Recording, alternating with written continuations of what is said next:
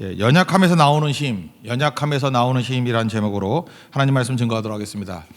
첫 번째 메시지는 이겁니다. 은혜 받았을 때 기회를 살리라는 거예요. 은혜의 기회를 살리라. 우리는 보통 은혜를 받으면 다 잘 된다, 축복을 받으면 다 잘 된다 이렇게 생각을 합니다. 반드시 그렇게 되는 것 같지는 않습니다. 오늘 예수님이 좀 화난 모습이 보이지 않습니까? 이유가 뭐예요? 권능을 가장 많이 베푼 도시들이 회개하지 않기 때문에, 축복을 가장 많이 받은 도시들이 충성하지 않기 때문에, 우리 인생 가운데도 이상하다고 느끼는 게 있죠. 우리 예측을 하지 않습니까? 야, 저렇게 축복을 받으면 이제 충성하겠지. 저렇게 은혜를 받았으니까 이제는 뭐 죽도록 건신하겠지. 저렇게 권능을 많이 받았으니까 절대로 믿음이 흔들리지 않겠지. 이렇게 예상을 하는데 거기서 한 번 더 놀라죠. 근데 떠나가요. 근데 도망가요. 그리고 멀어진다고. 되게 이상하죠.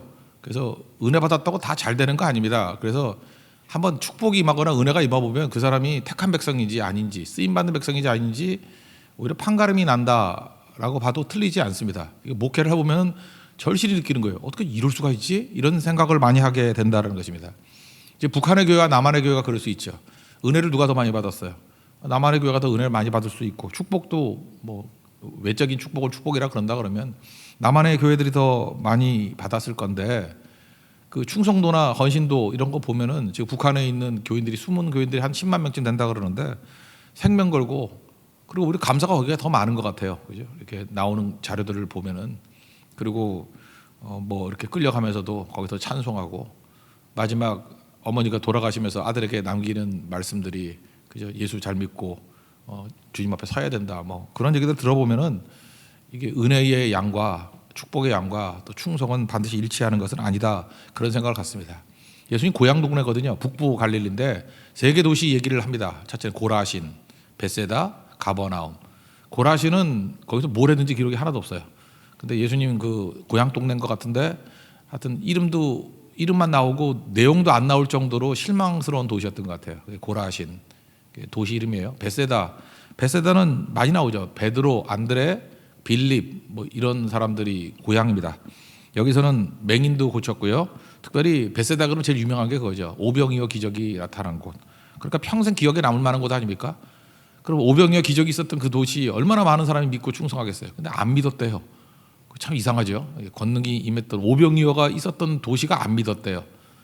참 진짜 이상합니다. 가버나움은 예수님이 나사렛에서 이렇게 어린 시절에 있다가 주로 이렇게 약간 유년기부터 자랐던 데는 가버나움인 것 같아요. 그러니까 실제로 예수님의 그 고향같이 어린 시절의 추억은 가버나움에 다 있었다고요. 근데 여기서도 기적 많이 행했죠. 그 베드로 장모님 고쳤고, 백부장의 종 고쳤고, 중국병자 고치고. 그러니까 초기 기적과 말씀이 막 집중된 데가 가버나움이거든요. 근데 제대로 안 믿더래요. 참 이상하죠. 예. 그러니까 우리가 가버나움 아닌가? 내가 가버나움 아닌가? 내가 벳세다 아닌가? 내가 고라신 아닌가? 은혜는 많이 받고 축복은 많이 받고 싹 돌아서는 자 아닌가? 이런 거 한번 물어봐야 된다는 것입니다. 잘 모르면 주변 사람에게 물어보세요. 주변 사람들은 알거든요. 내가 얼마나 축복을 많이 받았는지, 내가 얼마나 은혜를 많이 받았는지. 근데 좀 정직하게 얘기해서 물어보세요. 너 왜 그 꼴이야? 그럼 나 가버나움이에요. 근데 정말 쥐꼬리만한 은혜 받고 부스러기 은혜 그런 거 받았는데도 불구하고 충성하는 사람들이 있죠. 그때 하나님 앞에 인정받는 모습이다, 그런 겁니다. 예수님께서 비교를 최악을 해요. 비교한다는 것 자체가 누구하고 비교하느냐에 따라 다르죠. 공자님하고 비교하면은 뭐 예를 들면 그러죠. 공자 같다, 그래도 좋은 거죠. 공자보다 못하다, 그래도 존경스럽죠. 공자보다 낫다, 이건 뭐 잠 못 자리는 거죠. 개하고 비교하면 개 같다, 욕이죠. 개보다 못하다, 더한 욕이죠. 개보다 더하다, 그것도 욕이죠. 예수님이 그런 거예요. 그죠? 여기 뭐하고 비교하냐면 그 두로와 시돈하고 비교해요. 두로와 시돈은 어디냐? 페니키아라 그러는데 지금 레바논 쪽. 거기가 이세벨의 고향이라고요. 교만한 땅. 그래서 시돈과 두로, 여기는 망할 곳. 특별히 두로는 교만의 상징이에요. 두로라는 거 나오면 무조건 교만이에요. 두로, 교만, 두로, 교만. 이사야서 14장에 나오는 거, 네가 높아졌냐? 낮아질 거다. 이럴 때 다 쓰는 게 그 두로, 시돈 그런 데거든요. 거기하고 비교한다고. 소돔은 창세기에 잘 알잖아요. 망한 도시.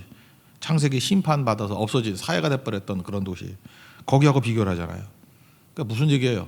하나님 앞에서 우리가 은혜를 많이 받고 축복을 많이 받고 제대로 그 은혜를 감당하지 못하면, 은혜를 기회로 살리지 못하면 두로와 시돈 같이 돼버리고, 그 요한계시로 나오잖아요. 망할 곳이고 소돔이 된다는 거예요.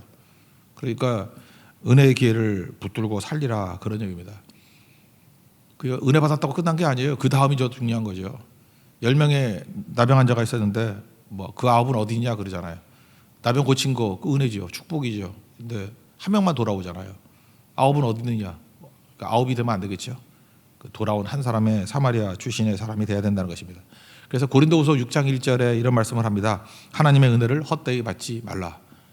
그래서 여러분 은혜만 구하지 말고 그 다음에 반드시 기도해야 될 게 그래요. 하나님 헛되이 은혜 받지 않게 해주세요. 하나님의 축복을 헛되이 받지 않게 해주세요. 내가 가버나움 뭐 베세다 고라신 되지 않게 해 주옵소서. 은혜의 기회를 붙들게 해 주십시오. 은혜로 살게 해 주십시오. 그래서 은혜가 은혜 되게만 돼도 여러분 인생이 열리게 된다라는 것입니다. 은혜의 힘으로 사십시오. 1절부터 20절부터 24절까지 쭉 한번 읽어보겠습니다. 시작. 예수께서 권능을 가장 많이 행하신 고울들이 회개하지 아니하므로 그때 책망하시되 화 있으신 자 고라시나 화 있으신 자 베세다야 너에게 행한 모든 권능을 두로와 시돈에서 행하였더라면 그들이 벌써 배웠으리고 제에 앉아 회개하였으리라. 내가 너에게 이르노니 심판날에 두로와 시돈이 너희보다 견디기 쉬우리라. 가버나움아 내가 하늘에까지 높아지겠느냐 음부에까지 낮아지리라. 내가 행한 모든 권능을 소돔에서 행하였더라면 그 성이 오늘까지 있었으리라. 내가 너에게 이르노니 심판날에 소돔 땅이 너보다 견디기 쉬우리라 하시니라. 이게 다 누구에게 얘기한 거예요? 은혜 받고 잊어버린 자, 축복 받고 입 싹 닦은 사람, 뭐 돌아선 사람. 생각보다 많다니까요, 여러분들. 이거 엄청 많아요. 교회에서 은혜 받은 게 끝이 아니에요. 그 다음 봐야 돼요. 그 소돔이 될 수도 있어요. 축복 받고 그 다음을 봐야 된다니까. 그게 가버나움, 베세다 이렇게 될 수도 있다라는 것입니다. 그 왜 이런 일이 벌어지느냐? 제가 오늘 그 견시관 그랬죠. 보다라는 한자 단어를 보면 이 성경에도 이게 뭐 헬라어로도 분석할 수 있는데. 그냥 한자로만 얘기해 줄게요. 견 그러면 뭐예요? 볼견이죠. 그냥 눈에 들어오는 대로 그냥 보는 거예요. 쓱 보는 거예요. 그게 견이에요. 그러니까 저절로 보이는 거. 그래서 뭐 견물생심 그러잖아요. 뭐 보니까 욕심 생긴다. 그러니까 그냥 보는 거예요. 근데 요즘에는 그냥 보는 것도 아니죠. 미디어 시대 아닙니까? 우리의 눈을 사로잡으려고 얼마나 노력합니까?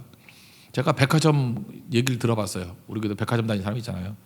백화점에서요 그 고객들이 오른쪽으로 도나 왼쪽으로 도나 그거를 빅데이터로 분석을 하더라고요.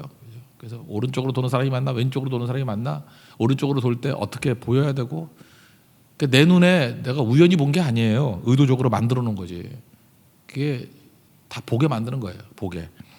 그리고 그 알고리즘이라 그러죠. 이렇게 뭐 요즘에 뭐 유튜브나 뭐 이런 거 인터넷 같은 데 들어가다 보면은 첫 번째 보는 것에 따라서 그 다음 내게 소개되는 게 달라져요. 자주 보는 거에 따라서 보는 게 달라진다고. 그러니까 여러분들 처음 보는 거 결정 잘해야 되고요. 그 다음에 처음 보는 걸 자주 봐야 돼요. 그러면 이 볼견자 그냥 들어오는 것에 속지 않습니다. 지금 마귀가 우리를 너무 속이기 쉬운 시대를 살아가고 있다고요. 내가 보이는 게 다가 아니에요. 그러므로 보는 것조차도 주께 맡겨야 돼요. 그죠? 주님을 먼저 보고 주님을 자주 보면 그것이 내 눈을 사로잡게 될 수 있다는 것입니다. 그래서 노출의 법칙이죠. 빈집빈 부익부. 여기 맞는 거예요. 좋은 거 보면 자꾸만 더 좋은 게 나타날 것이고 나쁜 거 보면 자꾸만 나쁜 게 나타나게 된다는 것입니다. 볼견. 이건 조심하자 정도로 끝나는 거죠. 근데 두 번째 나오는 시, 이 볼시자라는 건 뭐예요? 이건 각도입니다. 각도. 그래서 시각이잖아요. 시각. 어떤 각도로 보느냐.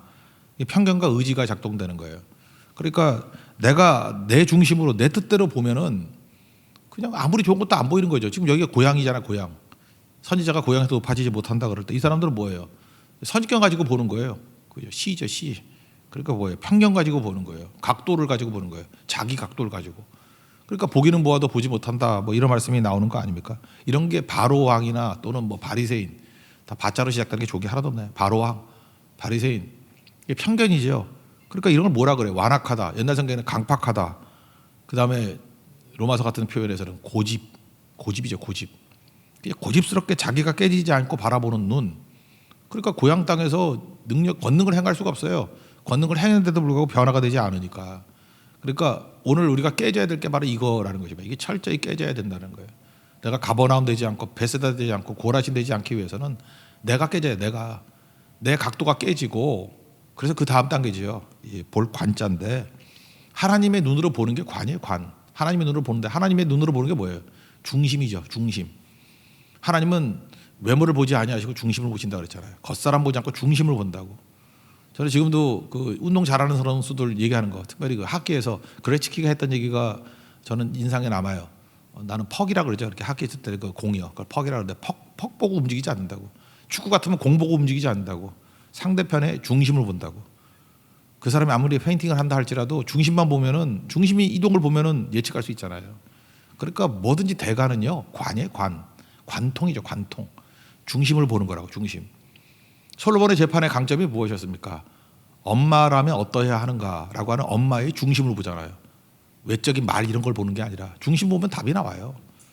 그러니까 중심을 보게 만드는 힘이 뭐예요? 예수님의 마음이고 하나님의 마음이라고요. 여러분들 인생을 살아가면서 신앙도 그렇고 뭐 사업을 할 때도 그렇고 인간관계도 그렇고 결국은 우리가 아무 생각 없이 살면은 그냥 견이에요, 견. 그러니까 어감이죠, 그래요. 견, 그러니까 개 같은 인생이네, 그죠? 그냥 보이는 대로 보고 사는 건 견으로 살면 견이 되는 거예요. 그냥 보이는 대로 살면 안 되고, 그러니까 첫 번째 보는 것과 자주 보는 것들로 알고리즘을 시정해야 돼요. 그리고 진짜 중요한 건 각도거든요. 맨날 내 고집 갖고 보면은, 그죠? 시각, 내 시각으로 바라보면은 봐도 모르는 거예요, 봐도. 그러니까 하나님의 시각으로 본다. 그걸 관이라고 합시다, 관. 그죠? 관통하는. 하나님 중심을 보신다. 그리고 성경의 시각으로 바라볼 때 중심을 볼 수 있다라는 것입니다. 그런데 많은 권능을 행했음에도 불구하고 믿지 않았던 사람들은 결국은 자기 시각, 고집, 완악 이걸 살다가 무너지게 됐다는 거예요. NIBC죠. 나다에 내가 죽어야 됩니다. 그리고 예수로 살아야 우리가 살 수 있다라는 거. 자기 중심이 다 깨져버리고 오늘도 예수의 눈, 예수의 마음 가지고 살기를 다짐하는 하나님 종되기를 축원합니다. 그러면 예수님 마음으로 갖고 살기 위해서 제일 좋은 게 바로 뭐냐면 어린아이 같은 믿음이라는 거예요. 어린아이가 하는 일이 뭐죠? 그 다음 나오는 얘기예요. 신뢰죠, 신뢰. 그래서 지혜롭고 슬기로운 자기가 감추셨다. 이건 뭐예요? 고집스러운 사람, 뭐 이런 사람 얘기하는 거고. 그러니까 가버나움, 베세다, 고라신 사람들 얘기하는 거예요. 바리새인들 같이 얘기하는 거예요. 그거는 자기 시각 가지고 보니까 뭘 아무리 많은 권능을 해도 자기를 강화시키는 거지 더 커지지 못한다라는 것입니다. 근데 어린아이의 특징은 뭐예요? 어린아이는 무능력입니다. 아무것도 몰라요. 그래서 전적인 신뢰를 하는 거죠. 신뢰. 우리 오늘도 이렇게 예수 믿을 때 보면 아이들, 주일학교 교사들 보면 아이들이 귀엽지 않습니까? 영악하다, 그죠? 그 애들한테 제일 큰 욕은 영악하다는 거예요. 영악이 뭐예요? 어린아이인데 어른같이 행동하는 거예요. 그 영악하다 그러잖아. 어린아이는 어린아이 같으면 최고로 예쁘거든요. 어린아이 특징이 뭐예요? 무기력이에요, 무기력. 무기력한 거예요. 오늘 우리 고등학생이 율동하고 고등학교 막 졸업한 사람이 율동하고 하잖아요. 그죠? 예쁘죠? 이게 막 40 된 사람이 율동하는 것보다 이렇게 10대가 하는 게 더 예쁘죠. 이유가 뭐죠? 특별히 여기 있는 고등학생 같은 애는요, 어디 편의점 가면은 그냥 멍하니 가만히 있어요. 아무런 힘도 없어. 내가 다 사줘야 돼. 왜 그러죠? 그게 무기력이에요, 무기력. 난 돈도 없고 아무것도 없고 뭐 이래요. 너무 사랑스럽죠. 예쁘죠. 왜 그래요? 내가 아니면은 먹일 수 없다. 내가 아니면은 뭐 세워줄 수 없다. 뭐 그런 거. 그런 게 힘이에요. 그래서 어리면 어릴수록 이게 고등학생이면 좀 약간 징그럽지만 이게 초등학교 1학년이라 그러면 얼마나 귀엽겠어요, 그죠? 목사님 배고파요 이러면은 뭐든지 다 해줄 마음이 있지 않겠습니까? 더 어리다 그러면 더 그렇죠. 뭐 한 5살짜리가 그렇다 그러면 정말 뭘 해도 다 해줘야 될 거 아니겠습니까? 바로 그거예요. 우리가 하나님 앞에서 가야 될 게 어린아이 같은 마음이에요. 뭐예요? 신뢰하고 맡기고 편안하게 드리는 거. 베드로가 나중에 어린아이가 있다 버리잖아요. 감옥에 갇혔는데 야고보는 죽었거든요. 그럼 자기도 불안해서 잠을 못 자야 되는데 그냥 다 맡겨버리고 잠자잖아요. 그래서 사도행전 12장 7절인가 천사가 와서 옆구리 쳐야지 깰 정도로 그때 하나님이 굉장히 기뻐했을 것 같아요. 네가 진짜 어린아이 같은 믿음, 맡김이 있다, 그런 거죠. 여러분 잘 보면은 신앙생활 하면서 자꾸만 염려해. 신앙생활 하면서 자꾸만 두려워해. 그러면 여러분 그게 뭐 그럴 수도 있지 이렇게 생각하지만 하나님 입장에서 볼 때는 진짜 가버나움 쳐다보는 것 같고 베세다 쳐다보는 것 같고 진짜 징글징글한 거예요. 징글징글한 거. 내가 너의 아버지가 되는데 뭐 그렇게 염려하고 뭐 그렇게 두려워하고 설명해줘도 말도 안 듣고 계속 그러면 느끼는 게 뭐죠? 진짜 징글징글하다, 지긋지긋하다 그런 거죠. 가버나움 보듯이 베세다 보시 그런다는 거예요. 근데 진짜 실질적인 위험이 왔음에도 불구하고 믿음이 있으면요, 어린아이 같은 믿음이 있으면 참 당황스러울 정도예요. 이거 되게 힘든 일인데 그런데도 불구하고 어른 믿고 그냥 다 맡겨버리는 거예요. 그럼 무슨 생각을 하죠? 내가 생명을 걸고라도 얘 보호해줘야지, 살려줘야지. 그게 인간이 아니라 하나님이라 그러면 무조건 구원받는 거죠. 그래서 결국 염려와 두려움은 믿음이 없는 거예요.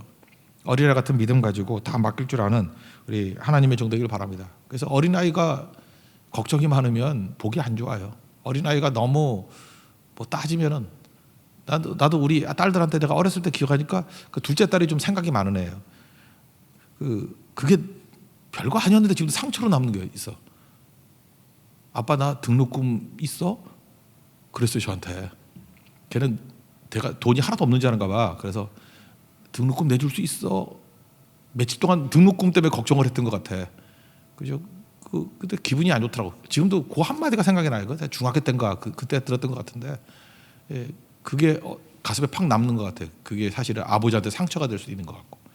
그거 아니죠. 그 아버지 하나님께 다 맡기고 의지할 때 그게 최고가 될 수 있다는 것입니다. 여러분들 하나님 앞에서 하나님께 드릴 수 있는 최고의 영광의 찬송이 뭔지 아십니까? 염려하지 않고 두려워하지 않고 하나님의 품 안에서 안심하고 자는 거예요. 그게 최고라 그랬죠. 그래서 시편 127편 2절에 보니까 사랑하시는 자에게 잠 주신다고. 잠이나 자라고. 남녀지간에 데이트할 때도 그랬다 그랬잖아요. 여자가 남자를 사랑하면은 생각하니까 옆에서 약간 잔소리를 해. 운전 조심하라고. 왜냐면 남자 죽으면 안 되니까 조심해. 사랑해서 그런 거예요. 근데 옆에 있는 남자가 그냥 어쩌다가 앉은 오빠야. 신경도 안 써. 엎어져 자. 그러면 아이러니하게도 남자는 너무 기뻐하는 거야. 이 여자가 얼마나 나를 믿으면 이렇게 잠을 자나. 그러니까 여러분들 여자가 할 수 있는 제일 좋은 게 뭔지 알아요? 잠이나 자요. 잠이나. 그러면 다 사랑받고 좋은 거라고. 근데 자기 딴에는 내 인 가지고 뭘 보호한다 그럴 때 잔소리가 돼버리고 오히려 거리가 멀어지는 거라고. 이건 믿음에서도 똑같은 거라고요. 하나님이 제일 좋아하는 게 뭔지 알아요? 맡기고 잠이나 자는 거예요. 자고 깨고 하는 중에 실은 잘하는 거라고. 어린아이들이 그렇게 사는 겁니다. 그래서 어린아이 같이 단순하게 맡길 줄 아는 믿음의 종 되기를 바랍니다. 에고가 깨져야 어린아이가 될 수 있다. 두 가지를 대비하고 있다라는 것입니다. 25, 27절까지 읽겠습니다. 시작. 그때 예수께서 대답하여 이르시되 천지의 주제이신 아버지여 이것을 지혜롭고 슬기 있는 자들에게는 숨기시고 어린아이들에게 나타나심을 감사나이다. 옳소이다. 이렇게 된 것이 아버지의 뜻이니이다. 내 아버지께서 모든 것을 내게 주셨으니 아버지 외에는 아들을 아는 자가 없고 아들과 또 아들의 소원대로 계시를 받은 자 외에는 아버지를 아는 자가 없느니라. 뭐 그런 얘기죠. 그러므로 마지막 결론이 뭐예요? 이제 가버나움 베세다 고라신 같이 살면 안 되고 어린아이 같은 신뢰하고 맡기는 믿음을 갖고 살아야 되니까 이제 이렇게 얘기하는 거죠. 28절 수고하고 무거운 짐이 아들아 다 내게로 오라 내가 너희를 쉬게 하리라. 여기서 원문을 보니까 오라가 먼저 나와요. 오라 나에게 수고하고 무거운 짐 가지고 이렇게 돼 있습니다. 이게 원문 순서로 보면 오라요 오라. 그러니까 예수님께 가는 게 우선이에요. 그러니까 여러분들 여기저기 찾지 말고 첫 번째 예수님께 가는 거예요. 오라요 오라. 그냥 문제 생기고 어려움이 생기고 어린애가 그러잖아요. 엄마 찾고 아빠 찾잖아요. 그냥 예수님께 가는 거야. 오라. 어떤 사람이 오라 그래요? 수고 플러스 무거운 짐.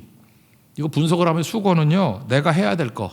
그리고 학생이면 뭐 공부고 또 뭐라 그러죠? 뭐 논문 쓰는 사람은 자기 논문이고 저 목회 같으면 저는 설교고 뭐 이렇게 자기가 해야 될 일 이렇게 수고예요.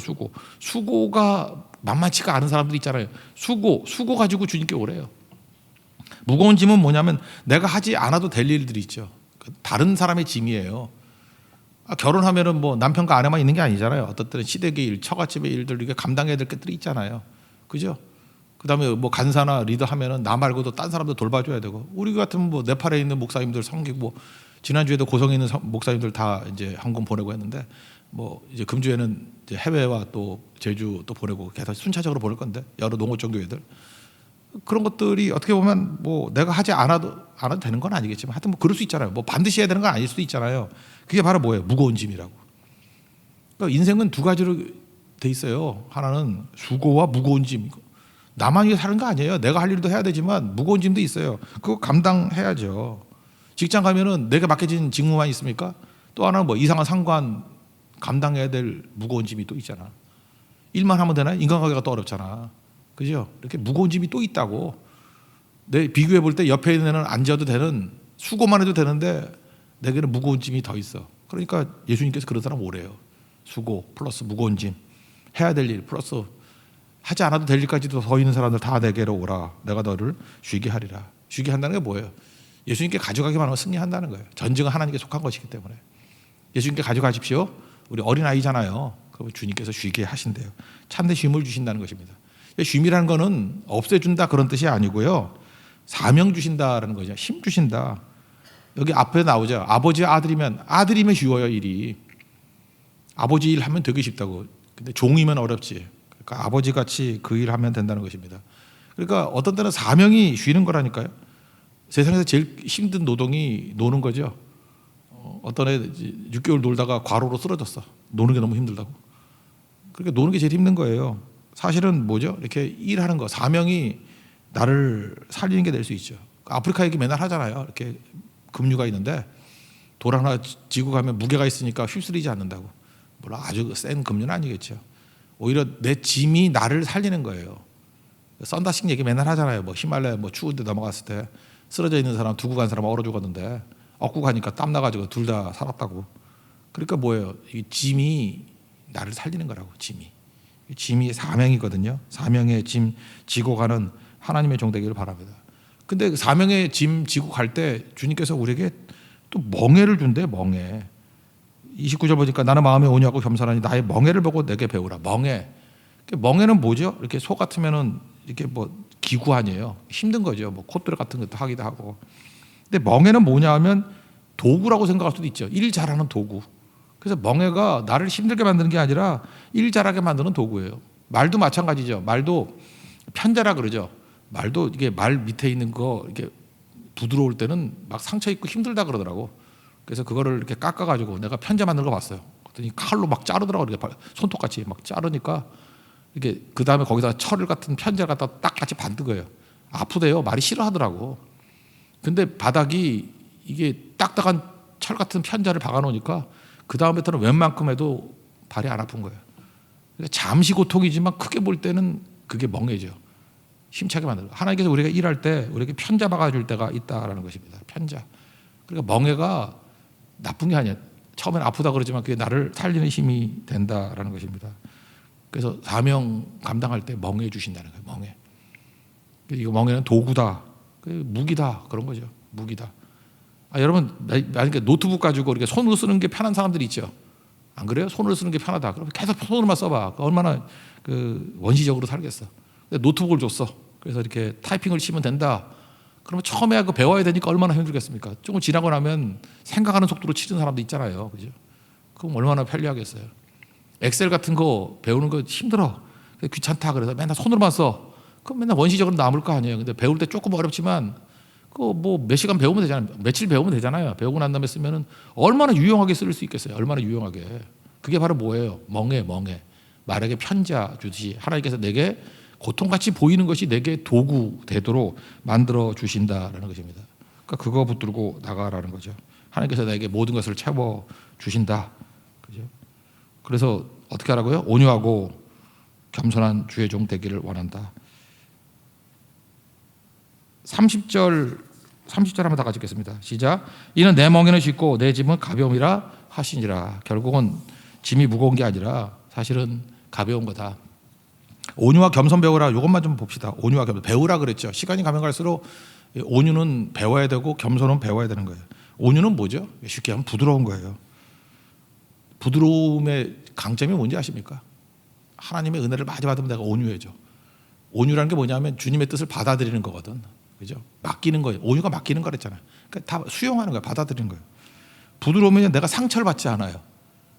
지금도 온유가 없는 사람들의 특징이 뭐냐면 제일 큰 손해는 자기 자신이야. 그냥 말 한마디에도 상처받고 그냥 괴롭고 잠 못 이루고. 근데 온유해지면요 이게 말랑말랑해져 부드러워져 가지고 그래서 누가 잔소리해도 자존심이 상하지 않아. 어떤 사람은요 조언을 못 해줘. 조언을 해주면 진짜 자존심이 상해. 막 자존심 상해가지고 막 쓰러져 있고 밥도 못 먹고 얼굴빛이 변하고 그러니까 그 사람 뭐 누가 힘들게 할 마음 없잖아요. 왜 그렇죠? 예수님이 온유함을 못 배워서 그래. 부드럽지 않아요. 딱딱하니까 이게 힘든 거죠. 본인도 상처 있고. 예수님의 온유를 배우면은 그냥 뭐든지 상처 안 받아요. 부드러우니까. 부드럽게 쿠션 같은 인생이 있다는 거죠. 겸손은 뭐죠? 낮아지는 거죠. 낮아지면 모든 은혜가 다 임하는 거잖아요. 그래서 은혜의 힘, 불쌍하게 받기 때문에 사람도 모이고 일이 쉬워진다고. 그래서 일이 쉽게 하는 거 예수님께 배워야 됩니다. 온유 배워야 되고 부드러움, 그리고 겸손, 낮아짐. 그러면 사람들이 불쌍하기 때문에 뭐든지 돼요. 그래서 그잖아요. 뭐 너무 강한 사람 옆에 안 가려고 그러잖아요. 근데 어린아이 같이 약하고 무기력한 사람들 보면은 그 뭐 무기력이라는 게 그 의존적인 사람들 보면 도와주고 싶잖아요. 불쌍하게 기면 끝나는 거 아닙니까? 그거 배워야 돼요. 특별히 목회자들 같으면 다 100% 온유함과 견솔함이 있어야 돼요. 그래서 하나님 앞에서 부드러움이 있어야 되고 낮춤이 있어서 은혜로 일을 하는 거지, 불쌍함으로 일하는 거지, 기고만장해서 고집으로 일하는 게 절대로 아니라는 것입니다. 하나님 앞에서 우리 어린아이 같은 모습들, 어린아이 모습이 뭐냐? 28절부터 30절까지의 모습이 어린아이의 모습이다. 맡기고 의존해서 강해지는 주의 종이 되라. 주님의 뜻입니다. 마지막으로 28절부터 30절까지 읽고 마치겠습니다. 시작. 수고하고 무거운 힘 자들아 다 내게로 오라. 내가 너희를 쉬게 하리라. 나는 마음이 온유하고 겸손하니 나의 멍에를 메고 내게 배우라. 그리하면 너희 마음이 쉼을 얻으리니 이는 내 멍에는 쉽고 내 집은 가벼움이라 하시니라. 우리 고집불통인 사람이 아니라 어린애같이 맡길 줄 아는 하나님 종 되기를 축원합니다. 자리에서 일어나겠습니다. 짐이 무거우냐 찬양하겠습니다.